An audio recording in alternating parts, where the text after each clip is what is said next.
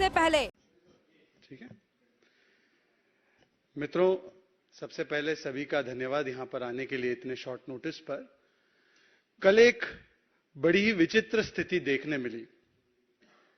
एक ऐसा व्यक्ति जिसकी पार्टी यूनाइटेड नहीं है, राजस्थान से लेकर महाराष्ट्र तक, कर्नाटका से लेकर छत्तीसगढ़ तक, जिसकी पार्टी की स्थिति टूटी फूटी है, टुकड़े टुकड़े है, वो और एक और ऐसे व्यक्ति जो खुद तो वैसे हमेशा नंबर 1 अपने प्रदेश में रहना चाहते हैं, पर उनकी खुद की घटती हुई प्रासंगिकता, पॉलिटिकल रेलेवेंस इस प्रकार से है कि आज वो नंबर 3 की पोजीशन में आ चुके हैं। ये दोनों व्यक्ति मिलकर राष्ट्रीय स्तर पर एकता की और अपने लिए प्रासंगिकता की बात कर रहे थे। ये बड़ी विचित्र स्थिति थी। पार्टी टूट रही है, टूटी फूटी हो रही है, टुकड़े टुकड़े हो रहे हैं। गहलोत बनाम पायलट हो रहा है, कहीं बाघेल बनाम देव सिंह हो रहा है, कहीं थोरात बनाम पटोले हो रहा है, पर बात यूनिटी की हो रही है। और ऐसी स्थिति में जो ये दिन में तस्वीर दिखाई दे रही थी, शाम में तो और भी अनोखी स्थिति दिखाई दी। शाम आते आते भारतीय राजनीति का, जिसे मैं कहता हूं एकमात्र व्यक्ति जिसको नटवरलाल या भारतीय राजनीति का पिनोकियो कहा जा सकता है, the Pinocchio of Indian politics, या नटवरलाल भारतीय राजनीति का, वो भी इस विचित्र स्थिति में अपने आप को शामिल कर देता है। और यदि मैं कहूं कि भारतीय राजनीति में सियासी धर्मांतरण का, पॉलिटिकल कन्वर्जन का, यदि कोई जीता जागता कोई एक सबसे प्रमुख उदाहरण है, तो वो भारतीय राजनीति का ये पिनोकियो अर्थात नटवरलाल अर्थात श्री अरविंद केजरीवाल है। कितनी विचित्र स्थिति है कि जिन लोगों की शुरुआत अन्ना हजारे के अनुयायी बनकर हुई इंडिया अगेंस्ट करप्शन के नाम पर, इंडिया अगेंस्ट करप्शन के नाम पर इन्होंने शुरुआत की अपनी पारी। अन्ना हजारे इनके गुरु होते थे उस समय पर। आज अन्ना हजारे को इस प्रकार से डंप कर दिया है और इंडिया अगेंस्ट करप्शन आज बन चुका है JFC. From IAC to JFC, India against corruption to now justification for corruption. और जो शुरू किए थे अन्ना हजारे के शागिर्दगी में, अन्ना हजारे को अपना गुरु मानते हुए जिन्होंने शुरुआत की थी अपनी राजनीतिक सामाजिक यात्रा की, आज वो बन चुके हैं लालू, तेजस्वी और राहुल के अनुयायी, फॉलोअर्स। ये पॉलिटिकल कन्वर्जन का इतना बड़ा उदाहरण और कहीं पर देखने नहीं मिलेगा।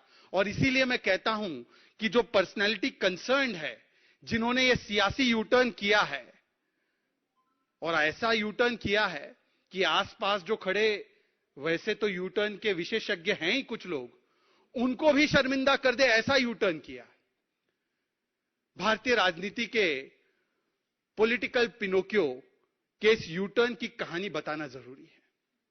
क्योंकि क्या है कि जो लोग बच्चों की कसमें खाते हैं, उनकी याददाश्त थोड़ी सी कमजोर होती है, तो उनकी याददाश्त थोड़ा तरोताजा करने के लिए यह अवसर मिला है।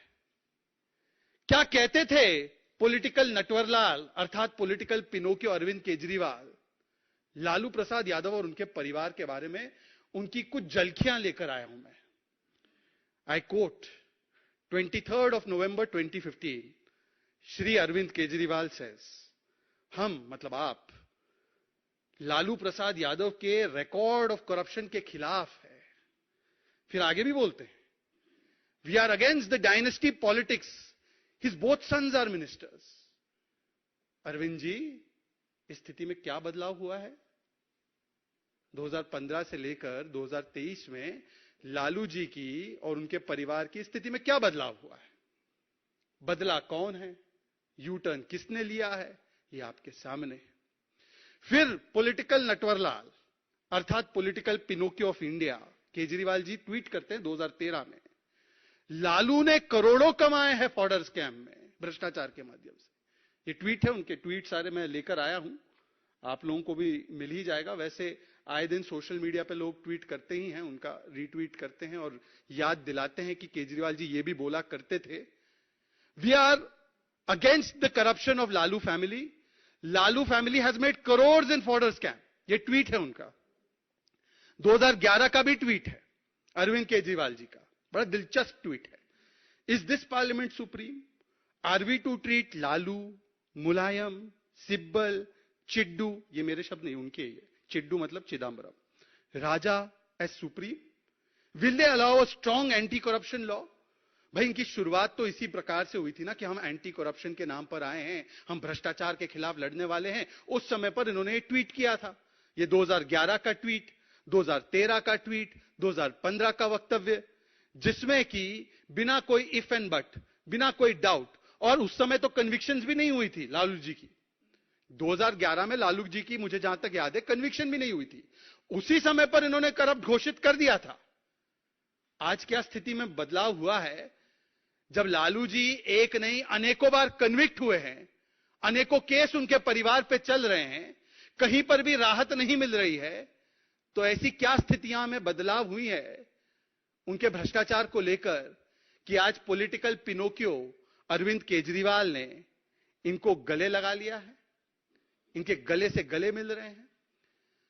कांग्रेस पार्टी के विषय में क्या कहते थे पॉलिटिकल नटवरलाल, ये तो मैं बताना नहीं चाहता हूं, आपको याद है किस किस को जेल भेजना चाहते थे, किस किस प्रकार से वो कहते थे कि जब सत्ता में आएंगे तो इनको जेल भेजेंगे, उनको जेल भेजेंगे, 13-13 लोगों की लिस्ट लेकर घूमते थे। और उस समय पर उनका स्टैंड होता था, ना कोई इन्वेस्टिगेशन, ना कोई जांच, पहले इस्तीफा हो, यह उनका स्टैंड होता था। आज पॉलिटिकल नटवरलाल उन्हीं के परिवार के साथ खड़े हैं जिनको वो भ्रष्ट बताते थे और अलायंस बनाने की बात कर रहे हैं उन्हीं भ्रष्ट परिवार के लोगों के साथ। इसीलिए मैं कहता हूं, इसका अगर विश्लेषण किया जाए तो लोकतंत्र बचाना यह बहाना है, असलियत में अपने अपने भ्रष्टाचार को बचाना है। लोकतंत्र बचाओ यह बहाना है, अपने अपने भ्रष्टाचार तंत्र को बचाना है, इसलिए सबको मिलकर एक हो जाना है। कल तक जिसको गाली दे रहे थे, जिसको कह रहे थे भ्रष्टाचार का आइकॉन है, आज वो सुहाना सुहाना है। देखिए, और भी विश्लेषण करें तो इसमें आपको समझ में आएगा कि क्या है ये अलायंस, ये यूनिटी क्या है। इसमें ना कोई विजन है, ना इसमें कोई मिशन है, ना ये कोई एक मुद्दे पर कॉमन है। इसमें केवल अगर कॉमनैलिटी या यूनिटी है तो वो यूनिटी इन करप्शन है, यूनिटी इन कमीशन है, unity in politics of division है और यूनिटी इन तुष्टीकरण है। हां, और unity in ambition for position है। यह केवल unity in corruption, commission, division and ambition for position है, जिसके चलते ये सारे भ्रष्टाचारी एक साथ हो रहे हैं। और अरविंद केजरीवाल ने पॉलिटिकल यूटर्न की सबसे बड़े उदाहरण को दिखाते हुए लालू प्रसाद यादव और उनके परिवार को भी गले लगा लिया है। और आज इसीलिए इस विचित्र स्थिति से कुछ सवाल निर्माण होते हैं जो सीधे सीधे तौर पर और स्पष्ट तरीके से मैं अरविंद केजरीवाल जी तरफ डालना चाहता हूं और उनसे पूछना चाहता हूं। सवाल नंबर 1, अरविंद केजरीवाल जी, यदि 2014 से पहले लालू प्रसाद यादव जी की कन्विक्शन से पहले 2013 में उनकी कन्विक्शन हुई थी पहली बार, यदि उनका पूरा परिवार भ्रष्ट था, यदि उनका पूरा परिवार परिवारवादी मानसिकता से लिप्त था, तो आज ऐसी कौन सी स्थितियां बदली है जब वो 4-4 बार 5-5 बार कन्विक्ट हो चुके हैं कि आज आपने यू टर्न करके उनको गले लगा लिया है? उनको कौन सी करप्शन से राहत मिली है? उल्टा आज जिनके साथ आप खड़े थे, उनके पुत्र के साथ, उनका तो नाम ईडी और सीबीआई ने लैंड फॉर जॉब स्कैम में लिया है।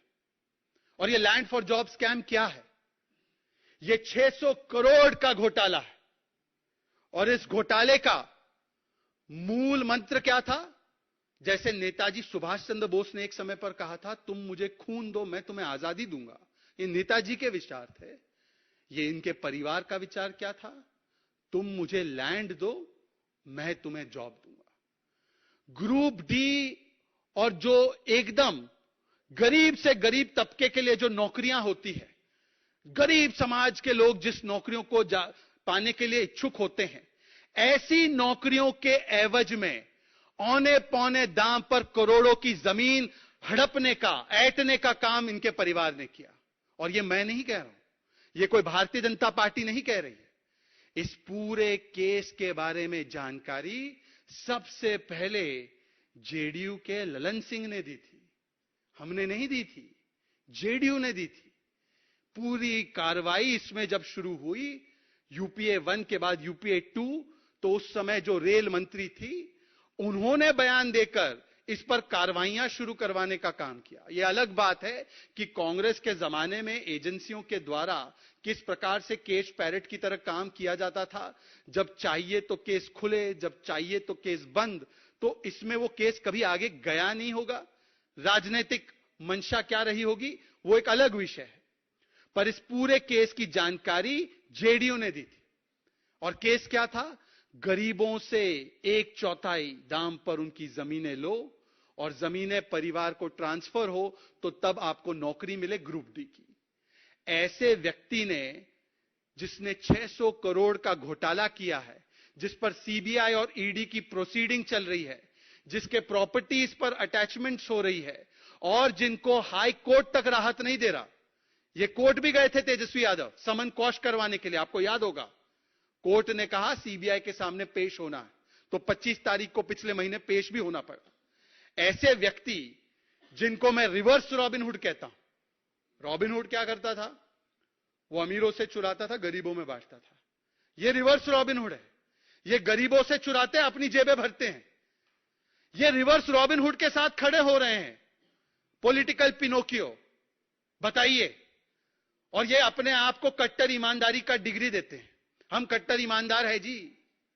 यह सियासी धर्मांतरण, पॉलिटिकल कन्वर्जन का ऐसा उदाहरण भारतीय राजनीति में आज तक हमने नहीं देखा होगा 75 वर्षों में। और यह भारतीय जनता पार्टी नहीं कह रही है। तेजस्वी यादव पर जो प्रोसीडिंग्स हो रहे हैं, उनके परिवार पर जो प्रोसीडिंग्स हो रहे हैं, कोर्ट ने कहा है, मैं आपको एक वाक्य पढ़कर सुनाना चाहता हूं कोर्ट ने क्या कहा है। चार्जशीट पर कॉग्निजेंस लेते हुए लैंड फॉर जॉब स्कैम में कोर्ट कहती है, a perusal of the charge sheet and the documents and material on record prima facie shows commission of offences under section 120b, 420, 467, 468, 471 of IPC and sections 8, 9, 11, 12, 13 of Prevention of Corruption. Cognizance is taken. ये court का कहना है।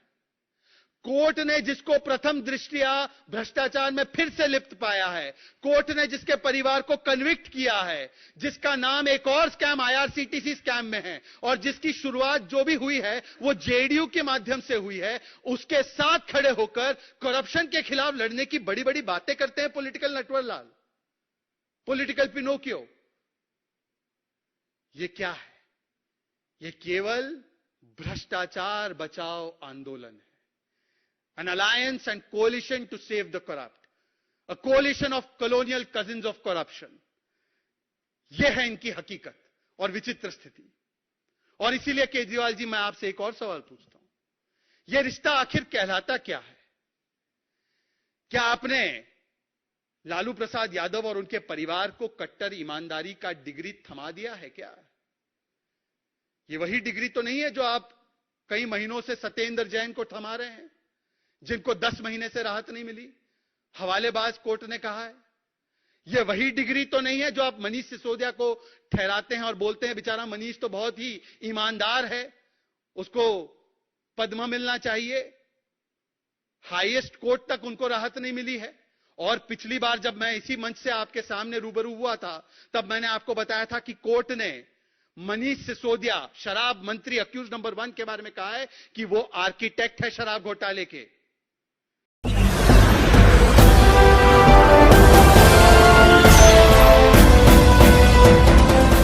आप देख रहे हैं live news 99, राष्ट्र सबसे पहले।